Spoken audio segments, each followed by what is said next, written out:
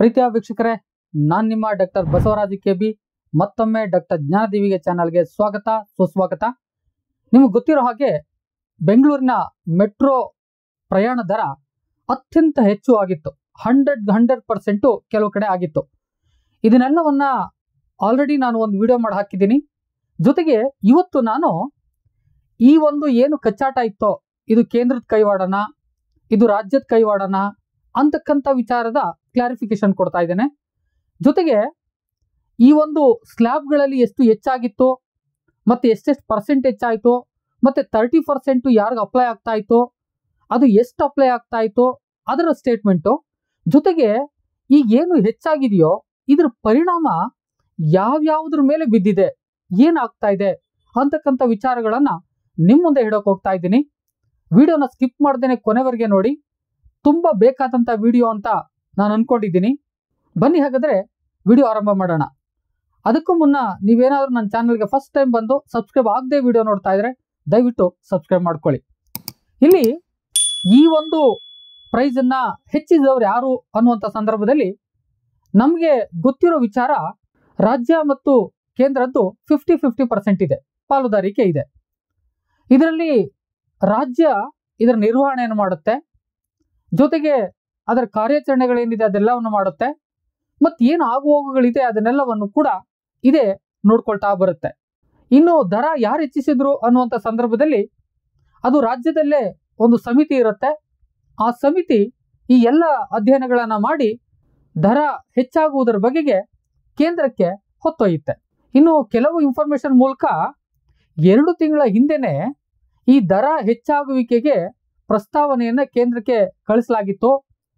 ಅದು ಎಷ್ಟು % ಹೆಚ್ಚಾಗಬೇಕು ಅಂತ ಕಳಿಸಲಾಗಿತ್ತು ಅಂತಕ್ಕಂಥದ್ದನ್ನು ನೋಡೋದಾದ್ರೆ 105% ಏರಿಕೆ ಆಗಬೇಕು ಅಂತಕ್ಕಂಥ ಒಂದು ಪ್ರಸ್ತಾಪವನ್ನು ಕಳಿಸಲಾಗಿತ್ತು ಅಂತಕ್ಕಂಥ ಮಾಹಿತಿ ಲಭ್ಯ ಆಗಿದೆ. ಇನ್ನು ಎಷ್ಟು ದರ ಏರಿಕೆ ಆಯಿತು, ಈ ಪ್ರೈಸ್ ಎಷ್ಟು ಏರಿಕೆ ಆಯಿತು, ಅದರ ಸ್ಲ್ಯಾಬ್ ಏನು ಅಂತಕ್ಕಂಥದ್ದನ್ನು ನಾವು ನೋಡೋದಾದ್ರೆ, ಈ ದರ ಪರಿಷ್ಕರಣೆಯಲ್ಲಿ ಫೇರ್ ಝೋನ್ 1, 2, 3, 4 ಅಂತ ಹೇಳಿ ಮತ್ತೆ ಡಿಸ್ಟೆನ್ಸ್ ಸ್ಲ್ಯಾಬನ್ನು ಹಾಕಿ ಎಷ್ಟು ರೆಕಮೆಂಡ್ ಮಾಡಿದ್ದೀವಿ ಅಂತಕ್ಕಂಥದ್ದನ್ನು ಹೇಳಲಾಗಿತ್ತು. ಅದರಂತೆ ಅಪ್ರೂವ್ ಆಗಿ ಅದರಂತೆ ಅದನ್ನು ಇಂಪ್ಲಿಮೆಂಟ್ ಮಾಡಲಾಯಿತು. ಹಾಗಾದರೆ ಅವರು ಡಿಸ್ಟೆನ್ಸ್ ಸ್ಲ್ಯಾಬನ್ನು ಹೇಳಿದ್ರು 0 to 2 ಕಿಲೋಮೀಟರ್ ಇದ್ದರೆ 10 ರೂಪಾಯಿ, 0 to 4 ಇದ್ದರೆ 20 ರೂಪೀಸು, 4 to 6 ಕಿಲೋಮೀಟರ್ ಇದ್ದರೆ 30, 6 to 8 ಇದ್ದರೆ 40, 8 to 10 ಇದ್ದರೆ 50, ಹೀಗೆ 25 to 30 ಕಿಲೋಮೀಟರ್ ಇದ್ದರೆ 90 ರೂಪೀಸು, 30 ಕಿಲೋಮೀಟರ್ ಎಬೋ ಇದ್ದರೆ 90 ರೂಪೀಸು ಅಂತ ಹೇಳಿ ಸ್ಲ್ಯಾಬನ್ನು ಮಾಡಲಾಗಿತ್ತು. ನಾನು ಇದರ ಚಾರ್ಟನ್ನು ಹಾಕಿದ್ದೀನಿ, ನಿಮಗೆ ಬೇಕಾದರೆ ನೋಡ್ಕೊಳ್ಳಿ. ಇದಾದ್ಮೇಲೆ ಒಂದಷ್ಟು ಜನರು ಸ್ಟ್ರೈಕ್ ಮಾಡಿದ್ರು, ಒಂದಷ್ಟು ಜನರು ಇದು ಸರಿ ಇಲ್ಲ ಅಂತ ಮಾಧ್ಯಮಗಳಲ್ಲಿ ಹೇಳಿಕೆಗಳನ್ನು ಕೊಟ್ಟರು. ಆ ಹಿನ್ನೆಲೆಯಲ್ಲಿ ಒಂದಷ್ಟು ಇಳಿಕೆ ಆಯಿತು. ಆ ಇಳಿಕೆ ಬಗ್ಗೆ ನಾನು ಕಳೆದ ವಿಡಿಯೋಲ್ಲೂ ಕೂಡ ಹೇಳಿದ್ದೀನಿ. ಅದನ್ನು ನಾನು ಸ್ಟೇಟ್ಮೆಂಟ್ ಕೊಡ್ತೀನಿ ಅಂತ ಹೇಳಿದ್ದೆ. ಆ ಸ್ಟೇಟ್ಮೆಂಟ್ ಪ್ರಕಾರ ನಾವು ನೋಡೋದಾದ್ರೆ, ಯಾರಿಗೆ 70% ಹೈಕ್ ಆಗಿದೆಯೋ, ಯಾರಿಗೆ 100% ಹೈಕ್ ಆಗಿದೆಯೋ ಅವ್ರಿಗೆ 30% ಇಳಿಸಿದೀವಿ ಅಂತ ಹೇಳಿದ್ರು. ಆ ಲೆಕ್ಕಾಚಾರವನ್ನು ನಾವು ಈಗ ನೋಡೋದಾದ್ರೆ, ಈ 70% ಏನೋ ಹೈಕ್ ಆಗಿದೆಯೋ ಅವ್ರಿಗೆ ಒಂದು 50 ರೂಪೀಸ್ ಇದೆ ಪ್ರೈಸ್ ಅಂತ ಅನ್ಕೊಳ್ಳಿ. ಈ 50 ರೂಪೀಸ್ ಇದ್ದವ್ರಿಗೆ 70% ಹೈಕ್ ಆದರೆ 35 ರೂಪೀಸು ಹೈಕ್ ಆಗುತ್ತೆ. ಆ 35 ರೂಪೀಸ್ನ ನಾವು 50 ರೂಪೀಸ್ಗೆ ಆ್ಯಡ್ ಮಾಡಿದ್ರೆ 85 ರೂಪೀಸ್ ಆಗುತ್ತೆ. ಆ 85 ರೂಪೀಸ್ನಲ್ಲಿ ಅವ್ರು ಹೇಳಿದ ಪ್ರಕಾರ 30% ಡಿಡಕ್ಟ್ ಮಾಡ್ತೀವಿ ಅಂತ. ಹಾಗಾದರೆ 30% ನಾವು ಡಿಡಕ್ಟ್ ಮಾಡಿದ್ರೆ 25.5 ರೂಪಾಯಿ ಡಿಡಕ್ಟ್ ಆಗುತ್ತೆ. ಅಂದರೆ 25 ರೂಪಾಯಿ ನಮಗೆ ಆ ಒಂದು 85 ರೂಪಾಯಿನಲ್ಲಿ ಡಿಡಕ್ಟ್ ಆಗುತ್ತೆ. ಆ 25.5 ರೂಪಾಯಿ ಡಿಡಕ್ಟ್ ಮಾಡಿದ್ರೆ ನಮಗೆ ಇನ್ನು ಎಷ್ಟು ಪೇ ಮಾಡಬೇಕಾಗುತ್ತೆ, ಬಸ್ ಫೇರ್ ಕಟ್ಟಬೇಕಾಗುತ್ತೆ ಅಂತಕ್ಕಂಥದ್ದನ್ನು ನೋಡೋದಾದ್ರೆ 59.5 ಅಂದರೆ ಒಂದು 60 ರೂಪಾಯಿನ ನಾವು ಫೇರ್ ಆಗಿ ಕಟ್ಟಬೇಕಾಗುತ್ತೆ.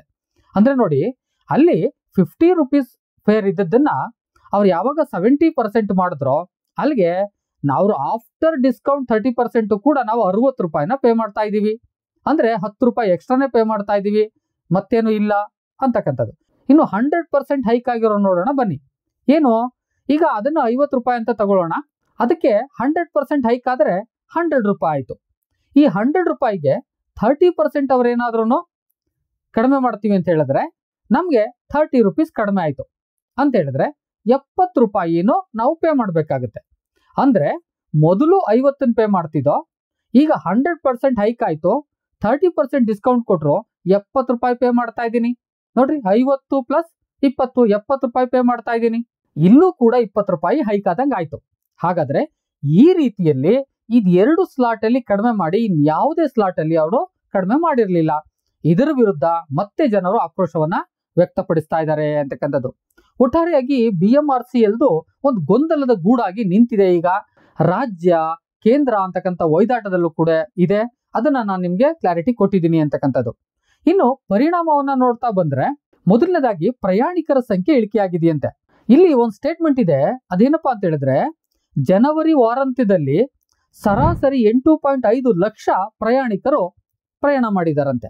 ಇನ್ನು ಭಾನುವಾರಗಳು ಸರಾಸರಿ ಎಷ್ಟು ಜನ ಒಂದು ಪ್ರಯಾಣವನ್ನ ಮಾಡ್ತಾರೆ ಅಂತ ಹೇಳಿದ್ರೆ 7 ಲಕ್ಷ ಅಂತ ಹೇಳ್ತಾರೆ. ಇನ್ನು ಪ್ರೈಸ್ ಹೈಕ್ ಆದ್ಮೇಲೆ ಎಷ್ಟು ಜನ ಪ್ರಯಾಣ ಮಾಡ್ತಾ ಇದ್ದಾರೆ ಮೆಟ್ರೋದಲ್ಲಿ ಅಂತಕ್ಕಂಥದ್ದು ನೋಡೋದಾದ್ರೆ, ಅವ್ರು ಹೇಳ್ತಾರೆ ಪ್ರೈಸ್ ಹೈಕ್ ಆದ ದಿನ ಅಂದ್ರೆ 9ನೇ ತಾರೀಕು ಏನು ಪ್ರೈಸ್ ಹೈಕ್ ಆಯ್ತೋ ಅವತ್ತಿನ ದಿನ 6.23 ಲಕ್ಷ ಈ ಪ್ರಯಾಣಿಕರು ಪ್ರಯಾಣವನ್ನ ಮಾಡಿದ್ದಾರೆ ಅಂತ.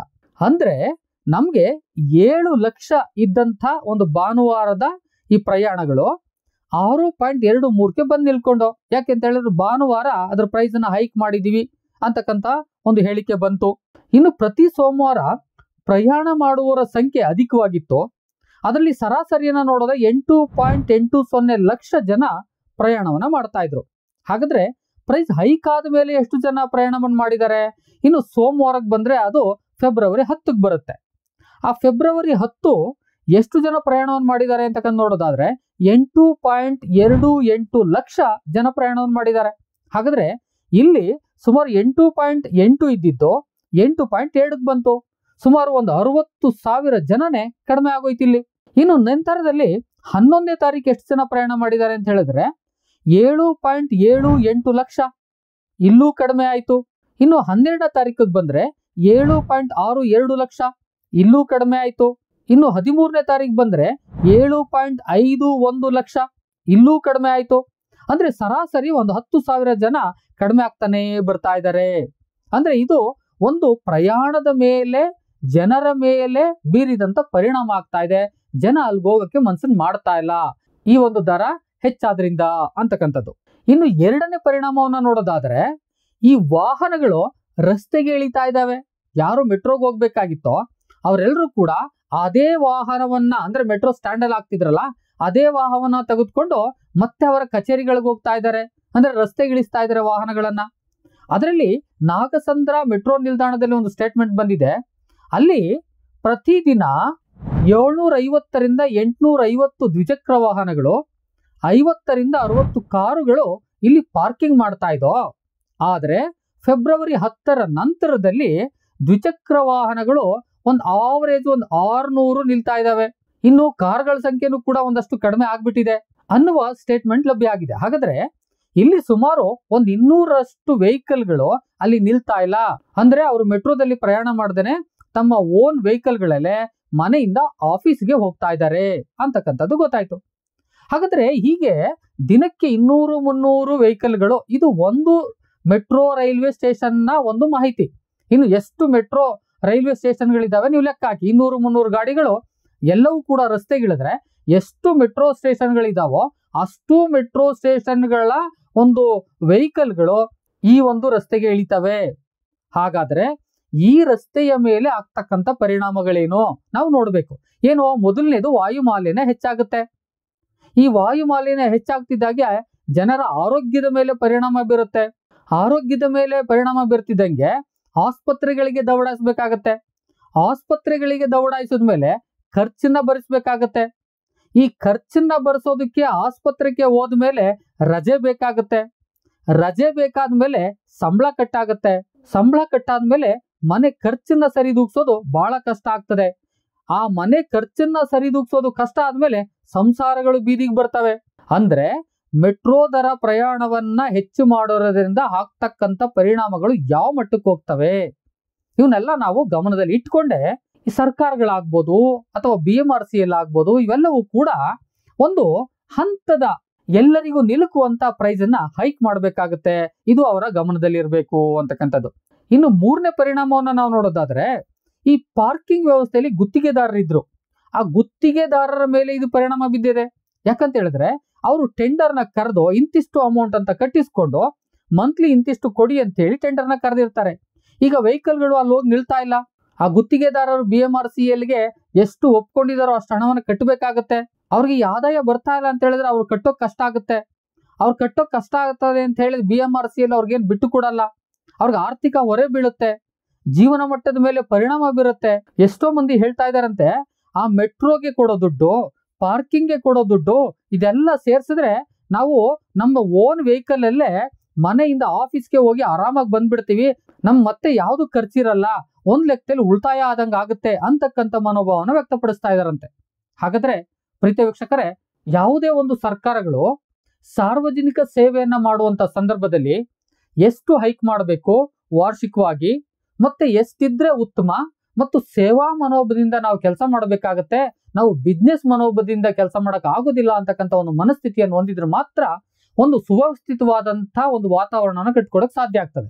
ಇಲ್ಲ ಅಂತ ಹೇಳಿದ್ರೆ ಅವರು ಬೇರೆ ಬೇರೆ ಪರಿಣಾಮಗಳಿಗೆ ಎಡೆ ಮಾಡಿಕೊಟ್ಟಂಗ ಆಗುತ್ತದೆ ಅಂತಕ್ಕಂಥದ್ದು. ಪ್ರೀತಿಯ ವೀಕ್ಷಕರೇ, ಈ ಮಾಹಿತಿ ನಿಮಗೆ ಹೆಚ್ಚು ಅರ್ಥ ಆಗಿದೆ ಅಂತ ಅನ್ಕೋತೀನಿ. ಅರ್ಥ ಆಗಿದ್ರೆ ದಯಮಾಡಿ ಶೇರ್ ಮಾಡಿ, ಒಂದು ಲೈಕ್ ಮಾಡಿ, ಮತ್ತೆ ಏನ್ ಅನ್ನಿಸ್ತಾ ಇದೆ ನಿಮ್ಗೆ ಈ ಪ್ರೈಸ್ ಹೈಕ್ ಬಗ್ಗೆ ದಯಮಾಡಿ ಕಾಮೆಂಟ್ ಮಾಡಿ. ಮತ್ತೊಂದು ಇದೇ ರೀತಿಯಾದ ಇನ್ಫಾರ್ಮೇಟಿವ್ ವಿಡಿಯೋ ಜೊತೆ ನಿಮ್ಮೊಟ್ಟಿಗೆ ಬರ್ತೀನಿ. ಅಲ್ಲಿವರೆಗೆ thank you one and all, love you all. ಮತ್ತೆ ಭೇಟಿ ಆಗ್ತಾ ಇರೋಣ.